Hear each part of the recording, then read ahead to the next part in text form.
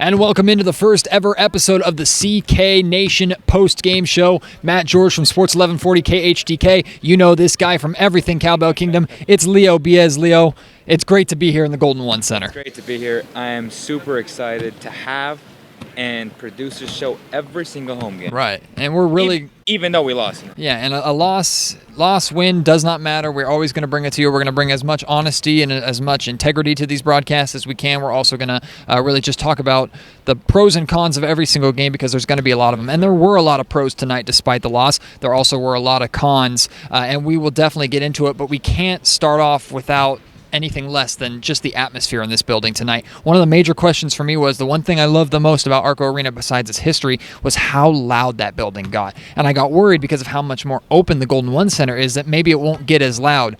I was wrong. This place was rocking early. It was rocking. You had Ben McLemore, Matt Barnes say after the game that it was really a playoff atmosphere. Right. Rudy Gay said that as well. Those are good things when, you know, some of the leaders of this team are saying things like that. And Coach Joerger opened up his post-game conference saying how the guys were, even on last night's flight, they were so fired up to play this game because they knew, one, the new building was going to be fantastic, and they knew that crowd was going to show up, and boy, did that crowd show up. I mean, even hours before, the doors opened 2 hours before game time at 5:30. Even then, people were already flooding in. There was a bunch of people all over the concourse. This was the place to be tonight, and I feel like it's going to be that way for almost every single night here in Sacramento. Absolutely.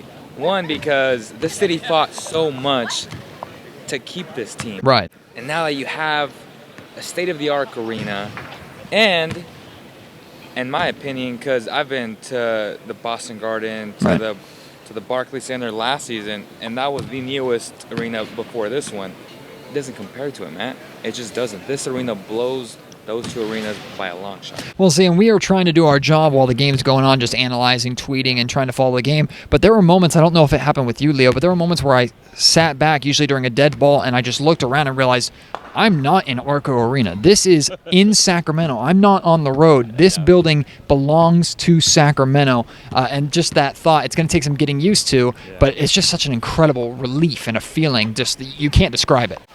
That's exactly how I felt when I just stood in the middle of this arena and I was telling our photo editor Emmanuel, like, hey dude, this isn't, right now we're in Sacramento. Right. I kid you not, like, we are in Sacramento and this is state-of-the-art. It's just a magnificent arena. Well, let's talk about the game a little bit because the Kings actually got off to a great start. About 32 minutes of this game, the Kings controlled from the very beginning. The Spurs didn't have more than a 1-point lead, and they only had it for, maybe 10 seconds in the early going, and the Kings were in control for the most part. The defense was good. It was spotty at times at halftime. Both teams were shooting at 51%, but the Spurs had taken significantly less shots than the Kings had. The Kings were just doing a good job making every look very, very difficult, and the Kings were also doing a great job getting to the line. But, you know, with the loss tonight, we found out one thing for sure. We found out a lot of little things, but one thing for sure. Kawhi Leonard is legit. And that guy, I mean, I picked Russell Westbrook to be my MVP this season because I think he's going to be incredible. But if there's anyone that can give him a run for his money, if Kawhi Leonard keeps playing like this and stays under the radar, sky's the limit for this guy. And like we're going to hear a little bit later from some of the players, I think it was Matt Barnes that said, you know, this team's in really good hands when Tim Duncan left if Kawhi Leonard is going to be this ace in the hole. He said that Kawhi Leonard is the best two-way player in the league, and I think the closest guy to him is Klay Thompson, right. And he's not on that level. Because Kawhi Leonard's points, most or a lot of them come from steals, like tonight where he had, I think, the play of the game when he stole Ben McLemore's dribble drive or dribble pass twice, and he just took it the other way, and one of them, Ben McLemore, fouled him. It was a McLemore play because he should have never fouled him. He should have just let him go. And then the second one, and back-to-back possessions, man. Right. So that's unacceptable.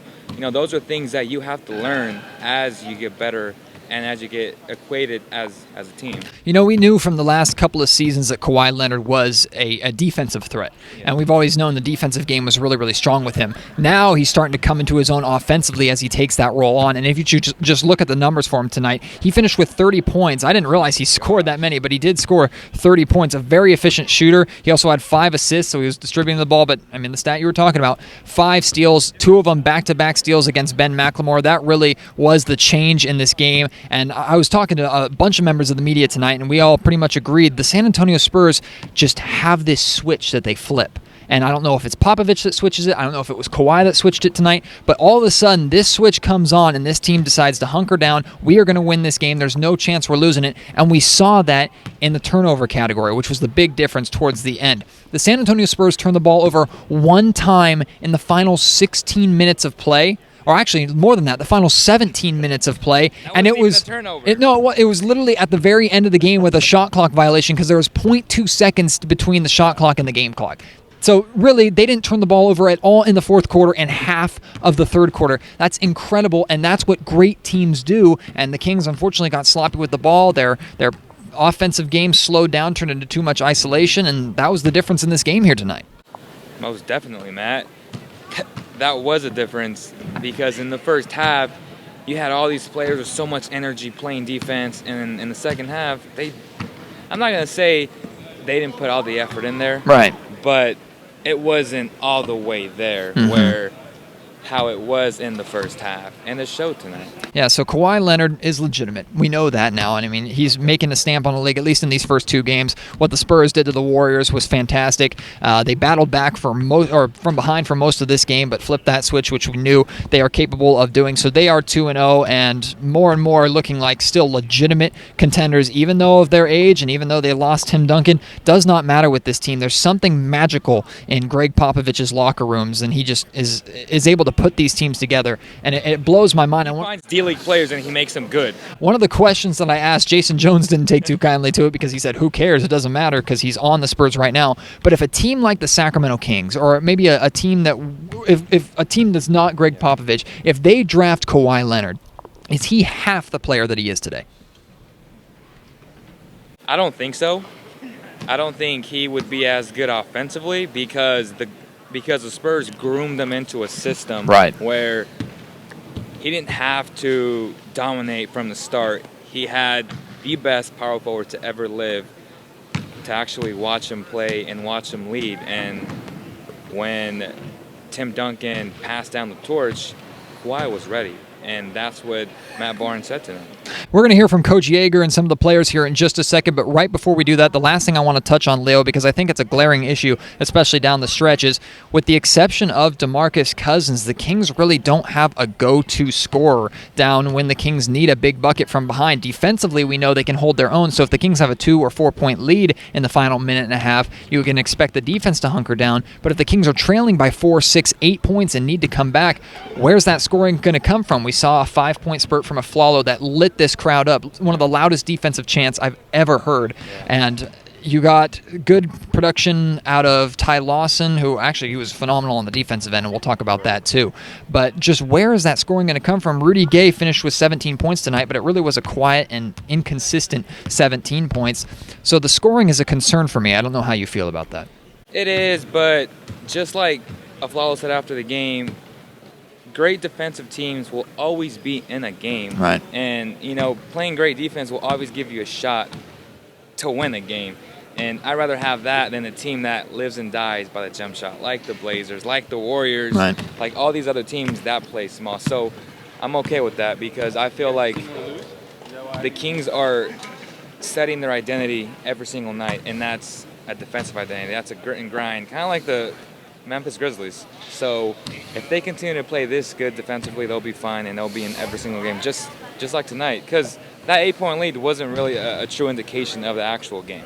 And there's something to be said about the crowd cheering for the Kings every time they held the Spurs to a 7-second shot clock and the Spurs had to force up a tough shot. There was no shortage of effort tonight from the Sacramento Kings, which is something we really haven't seen on a 48-minute basis. And for the most part, I think 45, 46 minutes was solid effort from the Kings. Their lapses were maybe because of fatigue or because of just mental issues in their youth, not necessarily because they weren't giving the effort, which is a very, very positive sign. And the crowd definitely appreciate the defense tonight. But why don't we hear from Coach Dave Joerger, who spent a couple minutes talking to the media, and really, despite the loss, he was in a very positive mood and was really willing to joke with some of us in the media. Let's have a listen. Other than DeMarcus Cousins, are you worried where the scoring comes down the stretch? Oh, yeah. Coach, No, I mean, it's Rudy closed for us last night. Rudy and DeMarcus, took it home and pushed that thing out, and then they, could get off the floor the last 3-4 minutes of the game. Kawhi Leonard, he's a handful, at both ends of the floor, very physical. And so you got to give him some credit for the work that he does defensively. And Rudy got a couple quick fouls, and I gotta find a way to get him some better looks. But I'm impressed that anytime Rudy can get 10 free throws, 12 free throws, that's good for us too. So I got to do a better job of getting him the ball in some spots. I tweeted out after Coach Joerger finished his press conference that, and you can tell from that video, he's very refreshing. And he's someone that even though he lost the game, he's not pointing too many fingers. He's accepting responsibility. He knows the players are accepting responsibility as well. He's showing pride. He's showing positives, also addressing negatives. It's just really refreshing to have a head coach that really has his head screwed on straight. Not that Carl or other coaches in the past haven't, but he just knows the right things to say. And I left that press conference feeling more confident than I did with the Kings' late struggles. That's why I'm so confident that this team will make the playoffs, because they have a guy at the helm that's so confident, that's so genuine. And when you have a head coach that's so genuine, you want to go to war with him, and you will do everything you can to fight for this guy.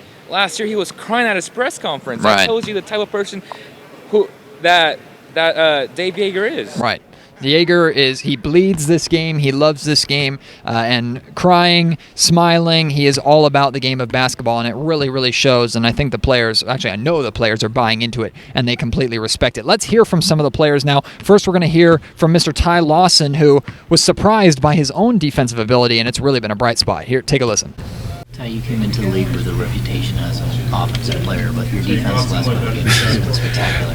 Not gonna lie, I noticed myself. I'm like, I'm playing a lot better defense. Getting down, getting my feet moving. So, coach, has a way to motivate people to be a better defensive player. So Ty Lawson definitely making strides in the right direction. We knew he was a great player on the offensive end. Such a quick feet. His first step is one of the quickest in the game. I mean, you can rotate and stop him because he's not that big. But God, to be an on-ball defender on him, trying to stay in front of him when he gets that jab step out, you're done. It's very, very difficult. I said this during the game. Ty Lawson is the real deal, and I told you in our little area, Ty Lawson is back, Matt. And I know it's 2 games, but his speed is back. That's why he's been so effective throughout his career. His speed kills. And Joerger, after the game, said that he needs to get him more in transition because he's still trying to get acclimated to this high post offense, right? Where he's more loose. He doesn't have the ball much in the half court set because the offense is running through DeMarcus Cousins. Right. So he has to learn how to play that way. But you also have to let the kid run because that's where he's best at. And we're going to talk about this a lot more on the Cowbell Kingdom podcast, which we're going to do tomorrow night, really recapping these first 2 games of the season, also previewing the Minnesota Timberwolves, that game on Saturday that's going to be here in this building before the Kings go on a long road trip. But one of the things we're definitely going to address there is a question that popped into my mind about 3/4 of the way through this game. When Darren Collison comes back, the way Ty Lawson has been playing, do you take Lawson out of that starting lineup or do you keep him in there? We'll see. We'll address that later. I know we want to both address it now, but a little stay tuned or be sure to listen to the Cowbell Kingdom podcast hosted by myself and Leo. Again, that will come out probably sometime tomorrow evening or tomorrow afternoon. So definitely look forward to that. How about we go back into the locker room? Let's hear from Rudy Gay. He had some great things to say about this Sacramento Kings atmosphere, and then he also had some great things to say about the guy he was stuck guarding, Kawhi Leonard. It was a big night for everybody. Us playing in front of the fans and and for the fans. I mean, this is a lot. You know, this is a new era of basketball in Sacramento. And it was good to be a part of it. Obviously, the fans drive us to a new level. You know, this is a playoff atmosphere, and that's, you know, it's good to have that night in, night out. Rudy, that battle with Kawhi tonight. What did you make of that? Were you pleased with the defensive effort? Well, yeah, I think I was. I mean, the thing about him, he works hard. He works hard for his buckets. You know, I think his defense is really what gets him most of his points. So, you know, he's a competitor, and I like playing against competitors. So Rudy Gay, a bunch of praise for Kawhi and a bunch of well-deserved praise for Kawhi Leonard. Also a guy that had high praise for Kawhi is Matt Barnes, and let's hear what he had to say. Oh, man, he's it. You know, but to me, he's the best two-way player in the game, obviously. And, you know, his offensive game, his defensive game, he's the leader of that team. You know, so Tim left it in good hands. But, you know, we got a hell of a center on our team, too. I mean, Barnes is absolutely correct in what he said right there was that he talks about, you know, like you mentioned earlier, Kawhi is one of the best, if not the best two-way player in the game, and he showed it tonight. The question was his offense. Again, 30 points tonight, had a great offensive showing against the Golden State Warriors. This guy could be a future, or if not current, MVP. Was he 11 for 21 tonight? It looks like it. Yep, 11 for 21, 1 from 5 from three-point range, 7 of 7 from the free throw line. This guy's a stat filler. Yes, he is. But he's not like a Rondo stat filler, and I'm not taking a cheap shot by any means. Mm-hmm. I'm just saying this guy can do it all. And as you said, I wouldn't be shocked if he wins MVP this year. Well, we're talking a lot about his contributions in the second half because he kind of took over the game. Actually, he really took over the game. But in the first quarter, at the very beginning, he was the only one scoring because the fact of the matter is the San Antonio Spurs got absolutely zero out of Tony Parker tonight. Tony Parker was non-existent. Patty Mills did well coming off the bench, and that's what the Spurs team does so well is when one of your guys isn't having a good night, the rest of the team picks him up, and they did that for Tony Parker. LaMarcus Aldridge was also non-existent until the fourth quarter. He decided, hey, I'm actually going to start scoring, and that's what good teams do. Doesn't matter how bad of a game you have, when it matters most in crunch time, they get what they need. They get that contribution out of LaMarcus. But Kawhi Leonard definitely carried the load here tonight, and he deserves all the props in the world. On that note, though, you have to give credit to Ty Lawson. Oh, absolutely. Because that's a major reason why Tony Parker struggled early. For sure. Because he was on him. Mm-hmm. When I mean on him, he was on him. And that's something that Dave Joerger has been preaching to him, to Darren Collison, to even the young Isaiah Cousins. And I think that's a great example for Isaiah Cousins watching from the bench. Well, defensively, I tell you, one of the biggest bright spots that I've seen over these first two games is just the defensive rotation. I mean, it's full effort from these guys. It's not, I'm going to take one step and put my hand up. It's, I'm jumping out and I'm putting my hand in your grill or I'm getting low. I'm in my stance. Exactly. Like, this team is just day and night of what we saw last year, man. And how much of a difference is it to see guys like Rudy Gay not just step out, but athletically make that jump out and just put in that extra burst or that extra effort? It might use more energy, but it makes a big, big difference. And we saw a lot of times, that was one of the reasons why the Spurs really weren't able to get going early on, is because even though they were getting decent looks, Manu Ginobili was getting a lot of good looks from outside, but he had a hand in his face almost every single time. And Manu can make those shots anytime he wants, but it just makes it a little bit more difficult mentally when you know that hand is in your face and you know that defender's coming at you, and the Kings were doing that all night long tonight. And for all the fans who have been big critics of Rudy Gay's defense,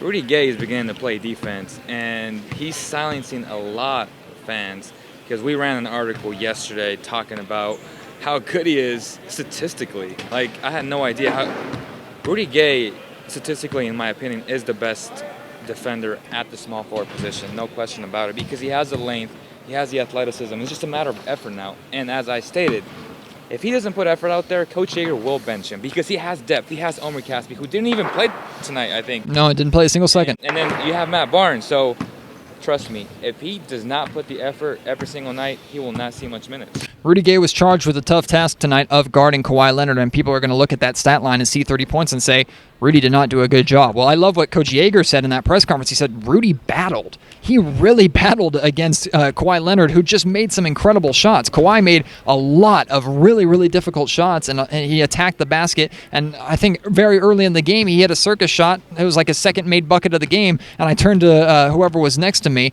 and I said, there's no such thing as circus shots when you're that good. I mean, it's a good shot when you're that good, and Kawhi Leonard is that good. So a lot to appreciate from him. It's pretty safe to say Kawhi Leonard is both of our unanimous player of the game tonight. His performance, phenomenal. Again, 30 points, 5 assists, 5 steals, and then the plays of the game tonight, which we'll be currently showing you, just those 2 steals that Kawhi got on Ben McLemore, and that was what changed the game. From that point on, the Kings were battling back from behind. They made a little bit of a run late, but you're right. It pretty much was over. Aaron Aflalo did all that he could. DeMarcus Cousins did all that he could, but it just wasn't there.